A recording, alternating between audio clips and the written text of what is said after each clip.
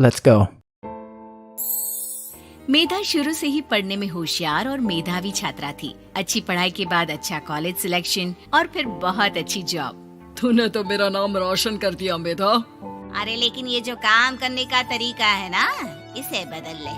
18 घंटे काम करेगी तो कल को बच्चा कैसे संभालेगी? तुम्हारी तरह पागल नहीं हूँ माँ, जो बच्चे और परिवार में फंस जाऊँ। मैं तो जिंदगी खोल कर जीऊंगी। सब कहने की बात होती है बेटा, अपने बच्चे का सुख हर कोई चाहता है। वक्त बीतता है और मेधा की शादी हो जाती है। शादी के कुछ सालों में ही मेधा एक सुंदर से बेटे की माँ बन जाती है। अरे यार, मेरी मैटरनिटी लीव खत्म हो रही है, क्या करे? माँ भी नहीं आ सकती, कैसे मैनेज करूँ? ऐसा करते हैं, इसके लिए एक केयर टेकर रख लेते हैं, वो देखा करेगी इसे।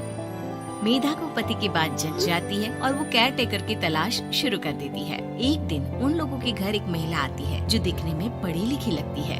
जी, क्या काम है आपको? मैम, मेरा नाम स्नेहा है। आपका एड देखा केयर टेकर का, क्या मैं आपके यहाँ काम कर सकती हूँ? हाँ, क्यों नहीं, लेकिन आप तो अच्छे घर की लगती हैं, फिर नौकरी क्यों? दरअसल मेरे ससुराल वालों ने मुझे घर से निकाल दिया क्योंकि मैं माँ नहीं बन सकती और माता पिता भी नहीं है इस दुनिया में। तो अरे अरे, कोई बात नहीं, तुम लक्ष्य को ही अपना बच्चा समझो और यहीं रहना, और किसी भी चीज की जरूरत हो ना तो बता देना। नेहा खुशी खुशी लक्ष्य को संभालने लगती है। रात को जब मेधा घर पर आती है, अरे क्या बात है स्नेहा, तुमने खाना नहीं खाया क्या? अरे दीदी, आपका बेटा टाइम दे तब ना। अरे तो जब वो सोता है तब खा लिया करो। तब तो मैं इसके पास ही बैठी रहती हूँ। कोई मच्छर या कीड़ा काट ले लक्ष्य को तो अब आप पकड़ो, मैं खाना खा लेती हूँ। स्नेहा वहाँ से चली जाती है। बहुत ही अच्छे से ख्याल रख रही है ये लक्ष्य का। मेधा, इतना तो शायद तुम भी ध्यान नहीं देती। मेधा को पति की बात बुरी तो लगती है, लेकिन कुछ नहीं कहती। धीरे धीरे स्नेहा मेधा और उसके पति के साथ बाहर भी जाने लगी। सुनो, स्नेहा को भी बाजार ले चलते हैं। वो क्या है ना, लक्ष्य को देख लेगी जब तक मैं शॉपिंग कर लूंगी। हाँ हाँ चलो। वैसे मैं चाह रहा था कि लक्ष्य को लेकर हम दोनों ही चलते। क्या यार, तुम तो फ्री में इमोशनल हो जाते हो। कितना देख लेंगे हम दोनों मिलकर, ले चलो उसे।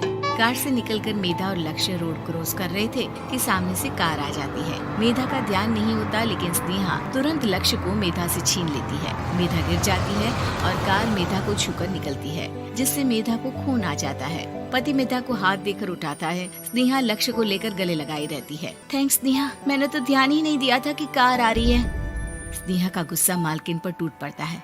अरे कैसी माँ है आप? अगर आज कुछ लक्ष्य को हो जाता तो मैं आपको कभी माफ नहीं करती। छोटा सा बच्चा है, उसे चोट लगती है तो पता है कितनी तकलीफ होती है। पति भी स्नेहा को देखने लगता है कि उसे क्या हो गया। मेधा को स्नेहा पर काफी गुस्सा आ जाता है। घर आकर कहती है, देखो स्नेहा, माना तुम लक्ष्य को बहुत प्यार करती हो, लेकिन वो मेरा बेटा है। मैं कभी जानबूझकर उसके साथ बुरा नहीं कर सकती, समझी?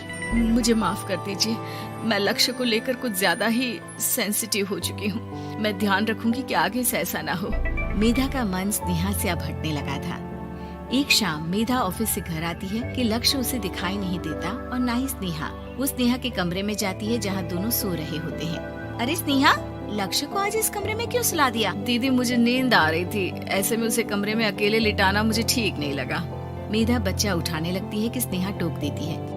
रहने दीजिए ना दीदी, सो रहा है, फालतू में नींद खराब हो जाएगी। मेधा को गुस्सा आ जाता है और वो बच्चा उठाकर वहाँ से चली जाती है। अगले दिन मेधा स्नेहा को बुलाती है, साथ में एक और लड़की खड़ी होती है। स्नेहा, अब तुम अपना कुछ और देख लो, हम लोगों को नई केयर टेकर मिल गई है, तुम इस हफ्ते घर छोड़ देना। स्नेहा का मन लक्ष्य को छोड़ने का नहीं करता, लेकिन नौकरी तो नौकरी होती है ना। स्नेहा घर से चली जाती है। धीरे धीरे महीने और साल बीतते जाते हैं और लक्ष्य एक नौजवान लड़का हो जाता है। लक्ष्य, आज मुझे मंदिर जाना है, ले चलोगे? ठीक है माँ, एक काम करके अभी वापस आता हूँ, तब तक आप और पापा दोनों तैयार हो जाइए। दोनों तैयार होकर बैठ जाते हैं, लेकिन लक्ष्य काफी देर तक नहीं आता। अरे मेधा, फोन तो करो लक्ष्य को, देखो क्या हो गया उसे। मेधा फोन करती है तो पता चलता है कि लक्ष्य का एक्सीडेंट हो गया है और वो सिटी अस्पताल में है। जल्दी चलिए, पता नहीं कैसा होगा मेरा बेटा। अरे चिंता ना करो, सब ठीक होगा, मैं अभी कार निकालता हूँ। दोनों मियाँ बीवी अस्पताल पहुँचते हैं, जहाँ वो लोग देखते हैं कि लक्ष्य बिस्तर पर पड़ा होता है। एक महिला इन्हें यहाँ लेकर आई है, वो वहाँ बैठी है, लेकिन फिलहाल तो आप लोगों को इनके लिए किडनी का प्रबंध करना होगा। एक्सीडेंट में इसकी किडनी डैमेज हो गई है। मेरी ले लीजिए डॉक्टर साहब, मेरे बेटे को बचा लीजिए। नहीं नहीं, आप माँ हैं, आपकी नहीं ले सकते, पिता की भी नहीं।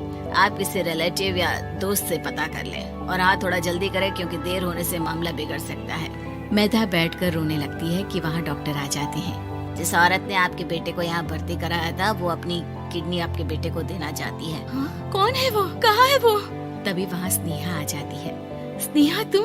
मैं लक्ष्य को पहचान नहीं पाई थी, लेकिन आप लोगों को देखकर समझ गई कि ये लक्ष्य है, इसलिए वापस आ गई। मैं अपनी किडनी आपके बेटे को देना चाहती हूँ। मेरी अपनी तो कोई औलाद नहीं, लेकिन लक्ष्य में मैंने हमेशा अपना बच्चा देखा। तुम धन्य हो स्नेहा, जो इतने साल में भी लक्ष्य को भूल नहीं पाई। सही मामले में तो वो तुम्हारा ही बच्चा होगा, क्योंकि जन्म भले ही मैंने दिया हो, लेकिन आज तुम उसकी Thank जिंदगी you. बचा रही हो।